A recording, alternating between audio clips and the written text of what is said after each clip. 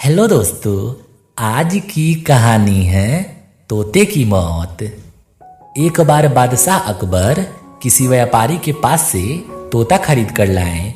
वह तोता देखने में अत्यंत सुंदर था और उसकी बोली भी बड़ी मीठी थी।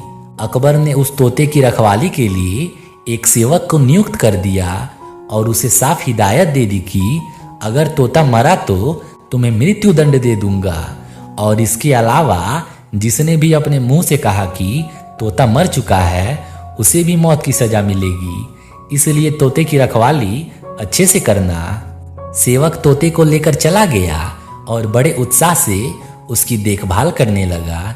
उसे कहीं ना कहीं यह डर सता रहा था कि अगर कहीं बादशाह का तोता मरा तो उसकी जान पर बन आएगी। और फिर एक दिन ऐसा ही हुआ, तोता अचानक मर गया। अब सेवक के हाथ पांव फूलने लगे। उसे बादशाह अकबर की कही बात याद थी। वह तुरंत दौड़कर बीरबल के पास गया और पूरी बात बताई। बीरबल ने उस सेवक को पानी पिलाया और कहा, चिंता मत करो, मैं बादशाह से बात करूंगा। तुम बस इस समय उस तोते से दूर हो जाओ। थोड़ी देर बाद बीरबल अकेले बादशाह के पास गए और बोले कि मालिक, आपका जो तोता था। इतना बोलकर बीरबल ने बात अधूरी छोड़ दी। अकबर बादशाह तुरंत सिंहासन से खड़े हुए और बोले, क्या हुआ, तोता मर गया?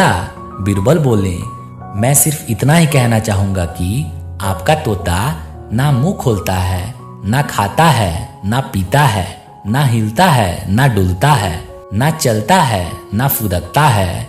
उसकी आंखें बंद हैं और वह अपने पीढ़े में लेटा पड़ा है।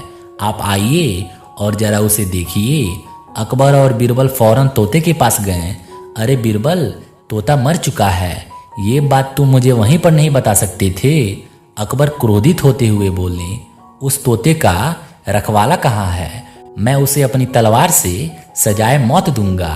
तब बीरबल बोले, जी, मैं अभी उस रखवाले को हाजिर करता हूँ, लेकिन ये तो बताइए कि आपको मृत्यु देने के लिए मैं किसे बुलाऊं? क्या मतलब है तुम्हारा? अकबर जोर से चीखे, जी, आप ही ने तो कहा था कि जो कोई भी बोलेगा कि तोता मर चुका है उसे भी मौत की सजा दी जाएगी। और अभी कुछ देर पहले आप ही के मुंह से यह बात निकली थी। अब अकबर को अपनी गलती का एहसास हो गया। बीरबल की इस चतुराई से अकबर हंस पड़े और वे दोनों हंसते हंसते दरबार लौट गए। अकबर ने तुरंत घोषणा कर दी कि सेवक पर कोई कार्यवाही नहीं की जाएगी। तोता अपनी मौत मरा है, उसमें किसी का कोई दोष नहीं है। धन्यवाद दोस्तों।